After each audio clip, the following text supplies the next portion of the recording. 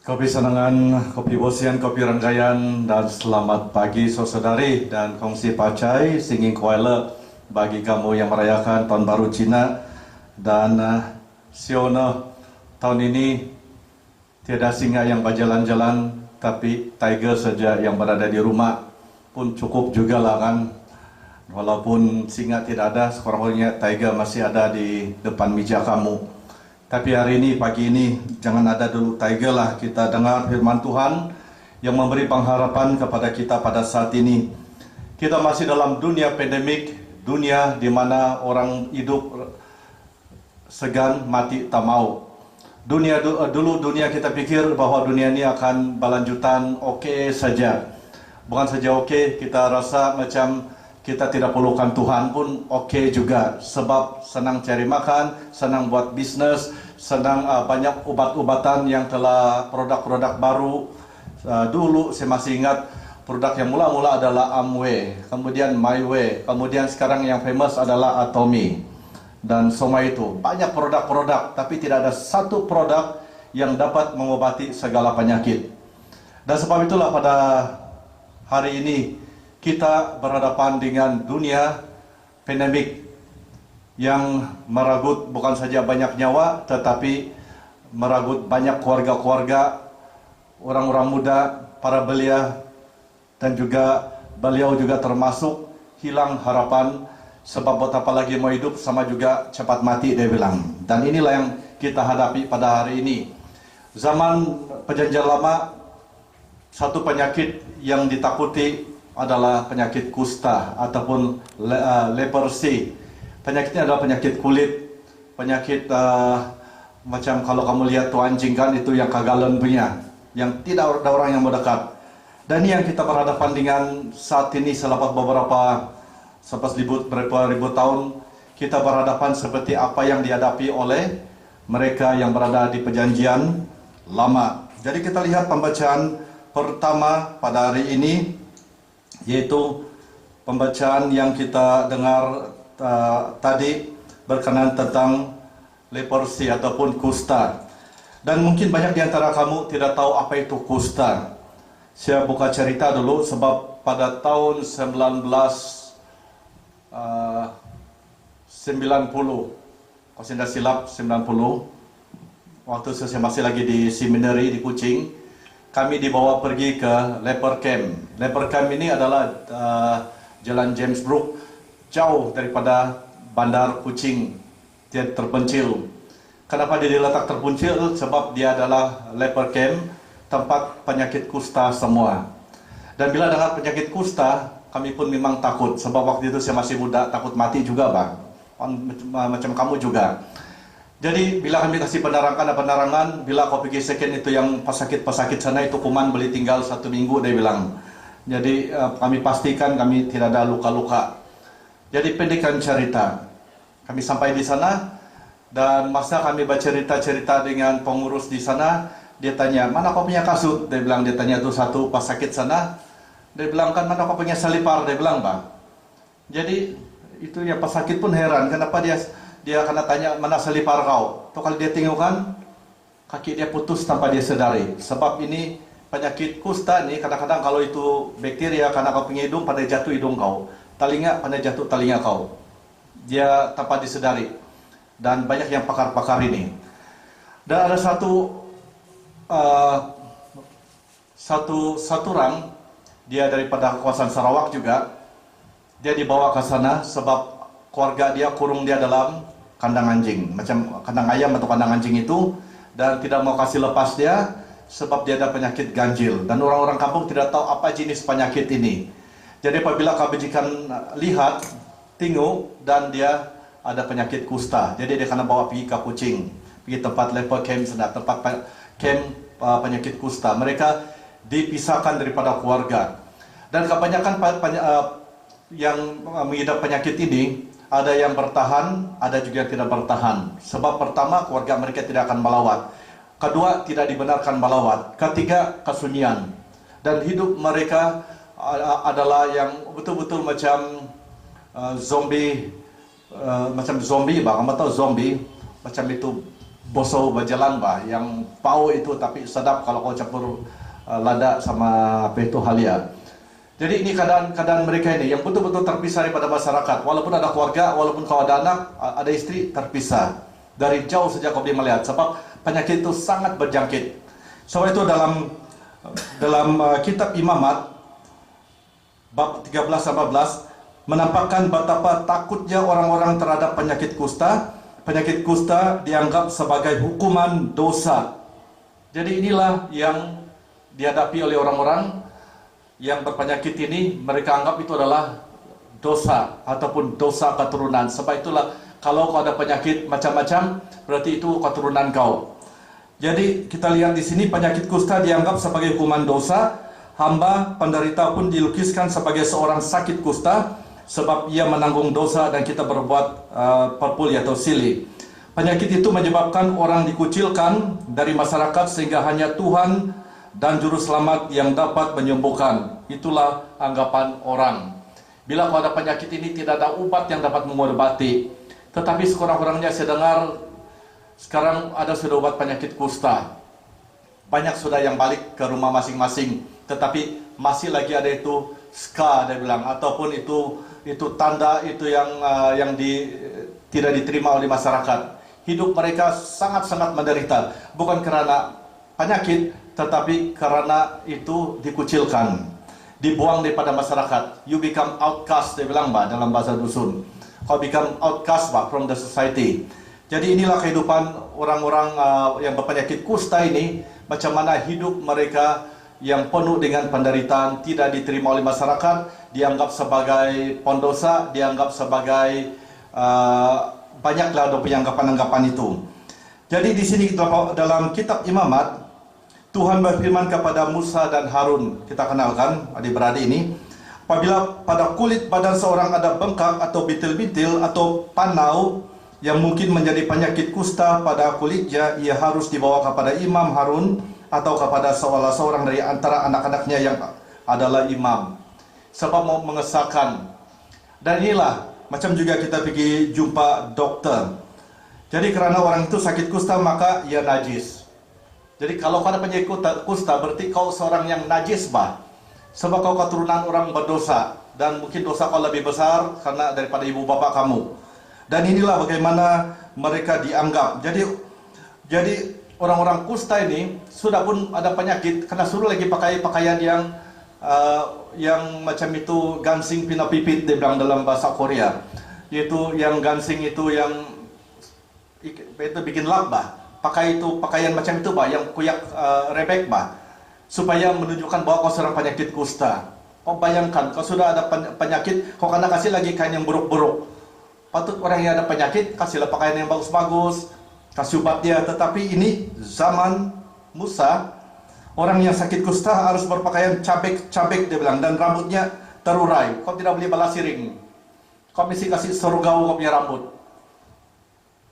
Kau bayangkanlah bagaimana seksanya orang yang kena penyakit kusta ini, hidup mereka sangat-sangat menderita.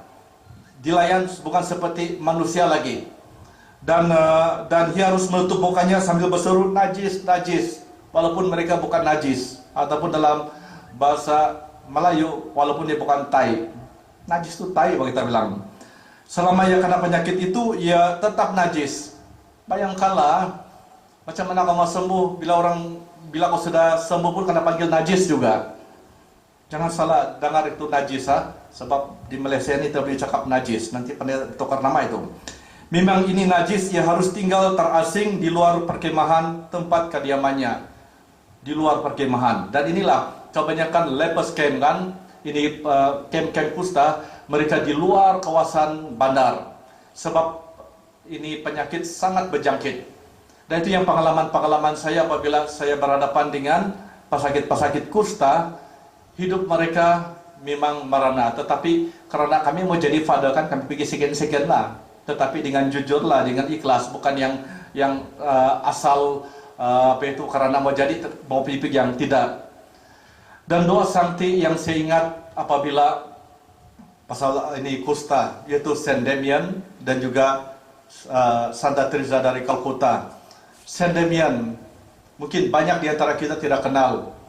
di mana masyarakat dibuang, di mana masyarakat tidak menerima, di mana masyarakat menganggap mereka sebagai orang berdosa ataupun sampah masyarakat, di sanalah orang Katolik yang akan memberi pengharapan. Sewaktu interreligious dialogue di KL beberapa tahun yang lalu, Uskup Emeritus John Lee mengantar siapi KL bersama dengan banyak dominasi lain, Protestan, Methodist, Anglican, SIB, Katolik, dan juga Ortodoks. Kami berhimpun di KL pada waktu itu. Dan waktu itu kami dibagi kumpulan-kumpulan. Dan waktu itu juga berlakunya itu gempa bumi di Aceh. Dan dalam kumpulan saya itu kebanyakannya Protestan. Dan dia tahu saya sebagai seorang padri. Dan dia bertanya, Father, dia bilang, frankly speaking, dia bilang kan dalam bahasa Tambunan, frankly speaking, I admire the Catholic, dia bilang. Why? Because those people, dia bilang kan, yang ada penyakit tidak diterima oleh masyarakat, dan juga gempa bumi, orang Katolik yang dulu pergi menjangkau tanpa publicity, dia bilang. Why don't you publicize, dia bilang, Bang. But I told them, saya bilang, we Catholic, we don't publicize. Only God knows what we are doing. So we are helping not because we want to show off, but we are helping because we love God. Kami mencintai Tuhan. Sana dia terkejut. Dia bilang, sebab itulah kami sangat menghormati gereja Katolik, sebab siapa yang membuka senter-senter semua yatim piatu, orang yang ada penyakit AIDS, orang yang ada penyakit kusta, semua Katolik yang memulakan. Semua gereja Katolik yang memulakan semua ini. Dan siapa yang menyediakan tempat-tempat orang-orang yang dibuang, para pelacur semua, Katolik juga yang menyediakan, dia bilang. Yang lain-lain bagi orang adalah haram. Mereka ini harus mati. Tetapi gereja sentiasa menjadi tanda keselamatan. Tanda keselamatan. Sebab itulah Saint Damien, mula-mula dia tidak dapat terima bila dia kena antar di Molokai, di satu pulau, dan semua orang penyakit kusta sedang melayani. Mula-mula dia tidak mau, dia takut. Tapi lama-lama dia sendiri mendapat penyakit kusta itu, dan dia katakan, bila kena suruh balik, dia tidak mau.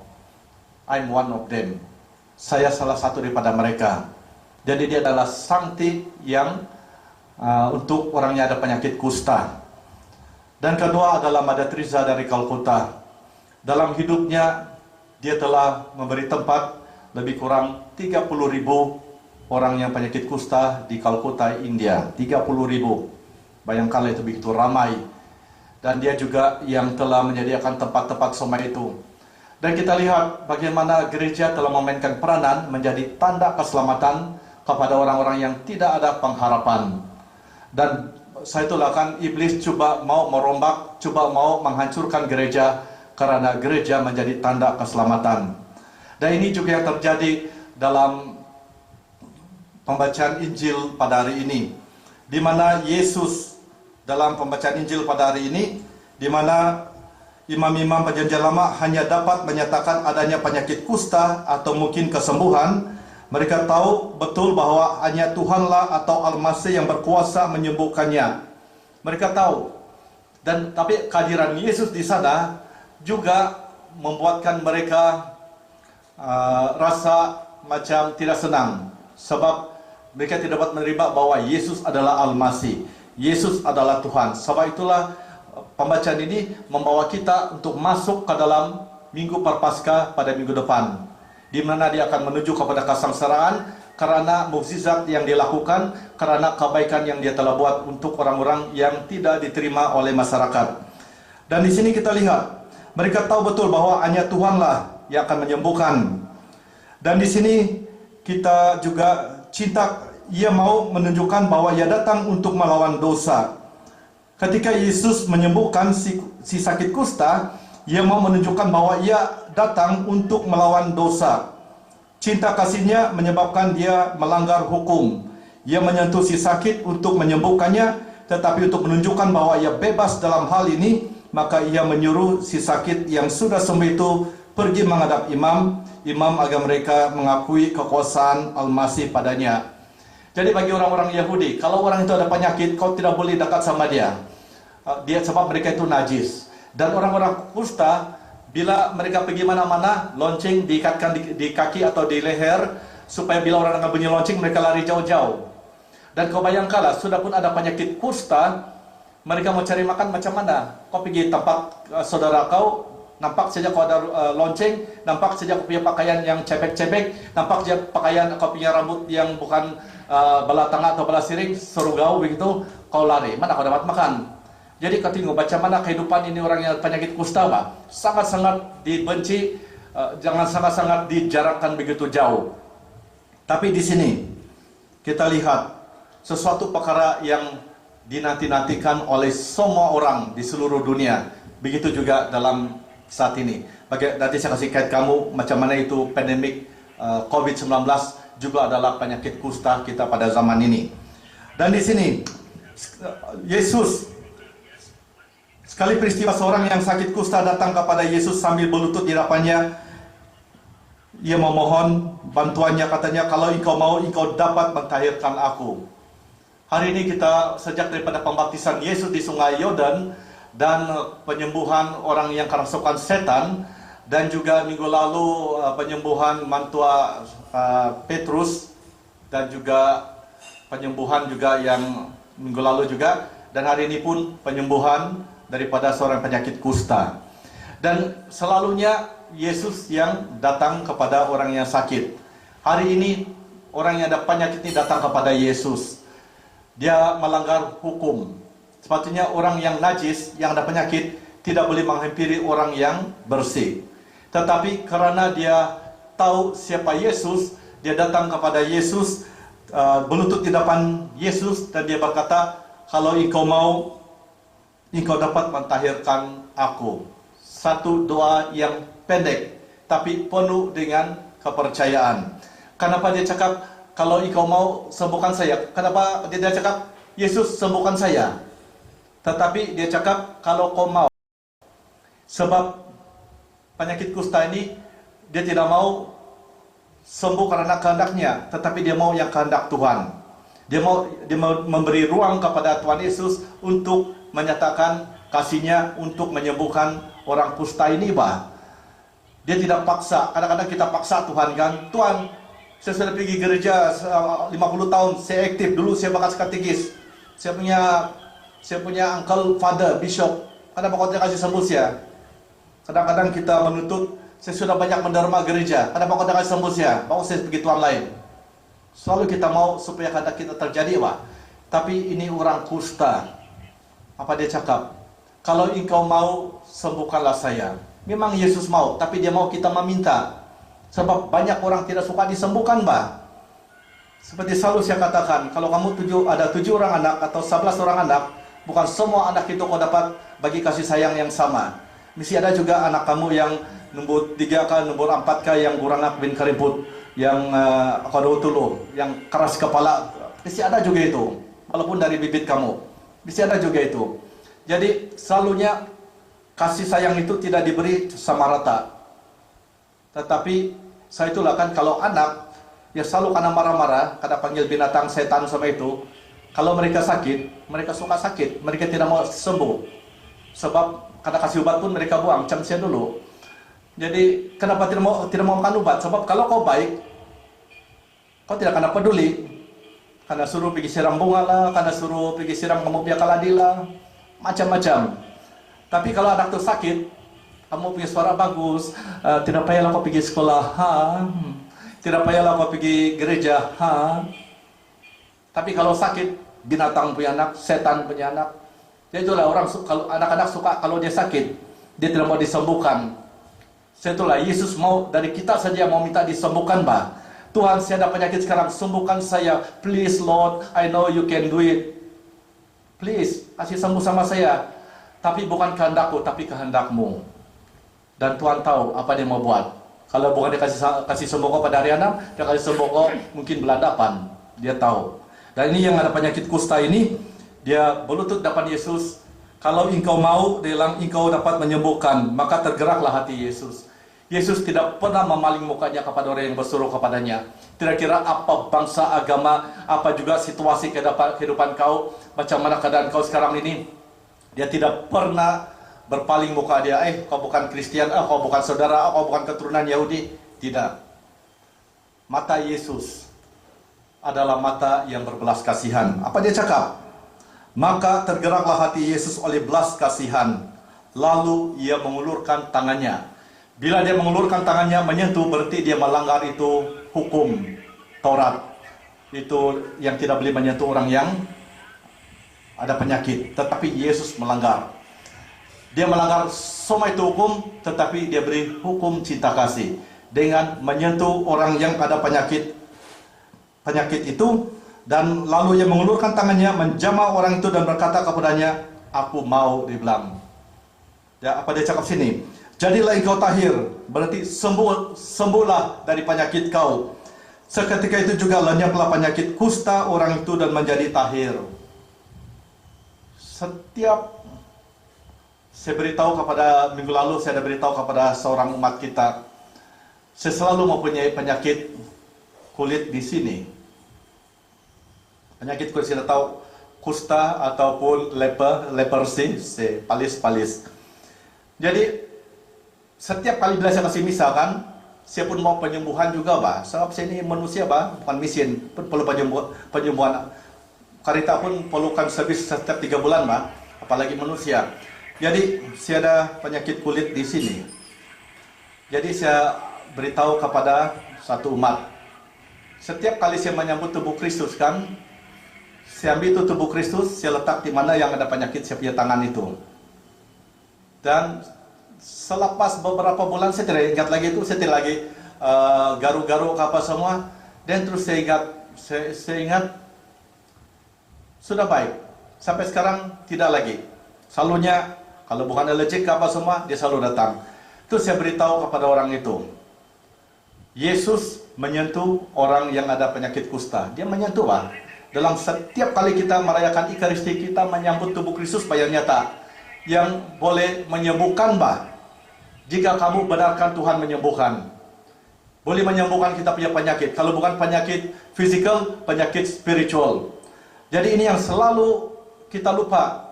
Seperti minggu lalu saya cakap, every mass is a healing mass. Setiap misa adalah misa penyembuhan. Dan kita datang kepada Yesus, kita datang ke gereja. Kalau sudah PKP sudah berlalu, kita datang. Berapa tahun kita datang? Kita mau sambut tubuh Yesus yang nyata Sebab Yesus menjamah yang ada penyakit kusta itu terus sembuh Kita yang datang ke gereja sambut setiap minggu kan kita anggap itu sebagai macam rutin Jadi itulah sebab kita tidak pernah disembuhkan, sebab kita menyambut secara rutin, bukan dengan iman, bukan dengan kita punya kerinduan. Macam marah-marah pula, Tetapi bagi saya kan apa yang dalam misa kudus, kita datang menyambut tubuh Yesus, dan Yesus, kalau kau mau sembuhkanlah saya. Kalau bukan hari ini, minggu depan pun bolehlah menurut kehendakmu. Dia pasti kasih sembuh. Dia kasih sembuh apa yang penting dulu. Mungkin kau punya istri yang sakit, dia kasih sembuh itu dulu. Kenapa dia kasih sembuh kau? Sebab istri kau penting supaya dia boleh buat kopi bila saya datang. Misalnya macam mantua Simon. Dan segera Yesus menyuruh orang itu pergi dengan peringatan keras. Katanya, ingatlah, janganlah engkau memberitahukan hal ini kepada siapapun, tetapi pergilah, perlihatkanlah dirimu kepada imam. Tengok, Yesus pun mengikuti juga apa yang tradisi para ahli Taurat. Kasih perlihatkan kepada para imam, mengesahkan bahwa kau boleh kasih masuk dalam masyarakat sudah Tetapi ini tidak akan mungkin. It is impossible. Sebab mereka anggap Yesus itu bukan Tuhan, bukan anggap dia sebagai seorang yang diutus Allah. Jadi apa yang terjadi di sini? Dia bilang sidikah, tetapi pergilah, perlihatkanlah dirimu kepada imam dan persembahkanlah untuk pentahiranmu persembahan yang diperintahkan oleh Musa sebagai bukti bagi mereka. Tetapi orang itu pergi memberitahukan peristiwa itu dan menyebarkan ke mana-mana, sehingga Yesus tidak dapat lagi terang-terang masuk ke dalam kota itu. Itulah kan, ini orang yang sudah sembuh kan keras kepala Jangan kasih tahu, tapi kasih tahu lagi. Tapi biasanya kabar baik kan, kalau kamu dapat luterai pun kamu tidak boleh simpan bahkan. Kamu akan kasih tahu juga, walaupun kamu tahan juga pun nampak juga senyuman kamu itu. Jadi dia kongsikan. Dan disinilah membuat Yesus tidak dapat melayani dengan luas, sebab dia diperhatikan. Banyak CCTV. Dan Yesus tinggal di luar kota, di tempat-tempat yang sepi, namun orang datang banyak. Dalam konteks kita pada hari ini, saudari, masih adakah penyakit kusta? Saya bilang banyak. Lebih banyak daripada dulu. Penyakit kusta adalah penyakit yang membuatkan dia bahaya, macam juga pandemik. Yang membuatkan dia bahaya adalah kita dipisahkan daripada keluarga kita. Kita dipisahkan daripada orang yang kita cintai. Kita dipisahkan daripada anak-anak kita. Kita dipisahkan daripada keluarga. Kita tidak dipedulikan dan kita kena label sebagai pembawa penyakit. Seperti orang Sabah, bila biasa menanjung, karena tuduh pembawa penyakit. Mereka lupa bahwa di penyakit ini, kita tidak tahu dari mana datang. Mana tahu dari tempat orang, kita tidak tahu. Dan semua ini berlaku. Jadi, apabila orang ada penyakit COVID, sikap tidak peduli tidak ada sudah.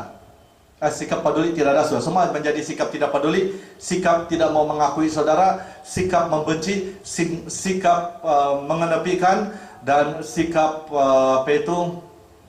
sikap pentingkan diri sendiri. Semua akan timbul, terutama dalam musim pandemik ini. Kita nampak orang jatuh, kita bukan pergi tolong, tapi kita biar dia sendiri di sana. Seperti apa yang berlaku kepada uncle saya di Senakan dulu. Maka sebelah rumah saja dia terjatuh sebab dia ada penyakit diabetes dan juga dia kena heat stroke. Dari pukul 10 pagi mungkin sampai jam 2 barulah kena ambil. Itu menyebabkan dia kematian. Itu yang orang-orang di sana begitu dekat, sibuk, takut mau sentuh, kenapa lah panggil ambulans. Dan inilah kalau kau takut pun panggillah ambulans. Dan inilah penyakit kusta. Tetapi yang ada penyakit kusta, saya bilangkan sekarang ini adalah orang yang tidak peduli. Tidak mempunyai sikap peduli. Tidak berprihatin. Dan yang sia-sia kau. Nah, begitulah. Itu yang lebih banyak penyakit kusta daripada orang yang ada penyakit kusta. Dan apa yang membuatkan orang ini menderita bukan karena penyakit, tetapi karena tidak dipedulikan. Tidak ada sudah cinta kasih. Tidak ada sudah keprihatinan, tidak ada sudah yang menunjukkan mereka jalan menuju kepada hari ini. Semua menuju kepada Al-Masih, dia bilang, juru selamat. Semua menuju kepada hanya Tuhan, hanya Al-Masih. Juru selamatlah yang dapat menyembuhkan penyakit ini. Dan itu juru selamat adalah dalam siapa? Dalam diri Yesus. Sebab dia menyembuhkan orang yang penyakit kusta. Terang-terangan di dalam pembacaan Injil ini, yang Yesus adalah yang dinanti-nantikan itu. Dia yang dapat menyembuhkan dan dapat menghapuskan segala penyakit. Dan bagi kamu yang dikuarantinkan di rumah pada saat ini, di tempat-tempat kuarantin yang karena COVID pada hari ini, kamu bukan keseorangan. Dan jangan pikir gereja tidak peduli sama kamu. Setiap hari kami berdoa untuk kamu. Setiap hari kami berdoa untuk frontliners, untuk dokter, sebab mereka juga berhadapan dengan penyakit ini. Jangan takut. Jemput Yesus datang seperti orang penyakit kusta ini dalam Injil pada hari ini. Katakan kepada Yesus dalam doa kamu pada saat ini. Kamu yang mendengar, di mana aja kamu berada. Kamu yang baru bangun itu, baru mengikuti siaran ini pun, dengar baik-baik ini. Jika kamu perlukan penyembuhan, datang kepada Yesus. Sebab dalam perjanjian lama pun mengatakan, terang-terangan di sini, penyakit kusta dianggap sebagai hukum dosa. Amba dibilang di sini kan, sebab ia yang menanggung dosa kita dan perpulih. Penyakit ini yang akan dapat menyembuhkannya adalah Tuhan dan Al-Masih yang dapat menyembuhkannya. Tuhan dan Al-Masih. Dan Al-Masih itu siapa? Yesus, Isa Al-Masih.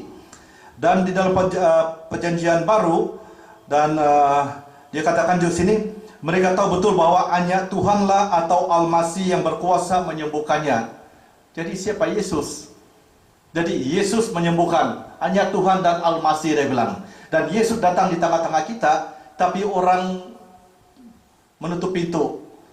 Dia datang untuk menyembuhkan. Sebab itulah bagi kamu yang dikuarantinkan pada saat ini, saudara-saudari, di mana aja kamu berada, yang kamu rasa ada positif COVID, satu harapan bagi kita pada hari ini, dalam misa pada hari ini, yaitu doa daripada seorang penyakit kusta. Kita punya kusta sekarang adalah pandemik COVID-19. Dan kita datang berlutut kepada Yesus. Jangan pakai Bluetooth, Bluetooth. Kalau Bluetooth tuh boleh kena disconnect itu. Tapi kasih Bluetooth di depan Yesus. Katakan kepadanya, kalau engkau mau, engkau dapat mentahirkan aku. Doa daripada seorang penyakit kusta. Jadi doa bagi yang kena pandemik penyakit ini adalah doa dengan rendah hati, berlutut di depan Yesus. Kalau engkau mau, sembuhkanlah saya Tuhan, bilang. Benarkan Tuhan menyembuhkan. Jangan bilang, Tuhan paham itu sebab dia tahu juga saya ada penyakit. Dia tahu ada penyakit, tapi dia mau kau meminta. Sebab banyak orang tidak mau sembuh, Pak. Macam juga orang tua-tua kan, kalau kau telepon, kalau kau lama tidak pulang kampung, halo mama, dadi, apa kabar kau? Allah, sakit, saya punya tangan sakit, saya punya kaki sakit. Sebenarnya bukan sakit begitu, tapi sakit rindu. Sebab kamu tidak boleh pergi tinggal ibu bapak kamu. Jadi doang suka sakit supaya kena prihatin. Tapi janganlah begitu, mesti yang original sakit, jangan yang buat-buat sakit. Jadi saya telah saudari, dalam setiap kali misa kudus, kita bukan saja mendengar Yesus tahu, tetapi Yesus datang kepada kita dalam rupa roti dan anggur. Dan bukan kita, kalau kamu live streaming, kamu tidak dapat memegang Yesus yang nyata. Setelah bila ada peluang datang lain kali, sebab sekarang kita ini masih sedikit boleh dijemput. Kalau banyak, berebut-rebutlah kamu. Mau minta dijamah oleh Yesus, mau minta disentuh oleh Yesus supaya kita disembuhkan. Mau supaya kita, apabila kita datang ke gereja, kita bukan saja dikuatkan iman kita karena pendengaran firman Tuhan, tetapi kita disembuhkan karena tubuh dan darahnya. Dan inilah yang dikatakan, dan inilah yang dinanti-nantikan oleh umat-umat perjanjian lama, telah dinyatakan dalam perjanjian baru dalam diri Yesus. Dan ini kita dapat terima secara cuma-cuma dalam setiap kali misa kudus. Dia datang untuk menyembuhkan. Dia datang untuk mengatakan, come, apa dia bilangkan? Datanglah dan terimalah roti dengan percuma, minuman dengan percuma, yaitu tubuh dan darahnya. Dan kenalilah siapa Yesus dalam hidup kita, sebab dia adalah Al-Masih. Dia adalah Isa Al-Masih. Dia adalah Tuhan yang telah menjadi manusia dan tinggal di antara kita. Bagi saya 1 menit. Panjang sudah. Saya udah kopiar. Tapi hari ini saja ada umat sikit sini ini ada 12 orang saja kan ini. Bolehlah 1 menit ya.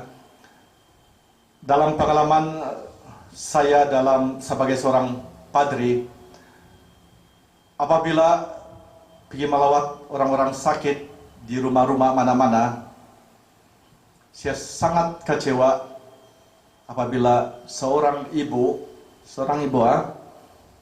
dia lumpuh, dan kalau dia lumpuh kan, mana boleh jalan, pakai pampers dan bawa kancing.